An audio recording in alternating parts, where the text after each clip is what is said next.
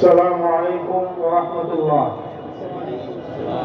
الحمد لله وكفى والسلام على عباده الذين اصطفى أما بعد.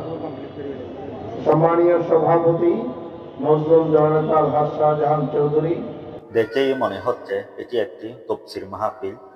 অবাস্তব হলেও সত্য যে আগামী 27শে জানুয়ারি যে ঐতিহাসিক তফসির মাহফিল অনুষ্ঠিত হতে যাচ্ছে, সেই মাহফিলের প্রশিক্ষণ প্রোগ্রাম।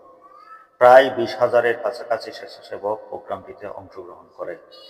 আজ শুক্রবার সন্ধ্যায় প্যারেড ময়দানে এই প্রোগ্রামটি অনুষ্ঠিত হয়। আজকের প্রধান মেহমান অ্যাসিস্ট্যান্ট সেক্রেটারি জেনারেল, নির্বাহী পরিষদ সদস্য, সাবেক কেন্দ্রীয় সভাপতি মাওলানা মোহাম্মদ শাহজাহান, ইসলামী সমাজ কল্যাণ পরিষদের সম্মানীয় শ্রদ্ধেয় সভাপতি অধ্যক্ষ মোহাম্মদ তাহের সহ ছাত্র নেতৃবৃন্দ, শ্রমিক নেতৃবৃন্দ, জামাত নেতৃবৃন্দ সহ আজকের উপস্থিতি।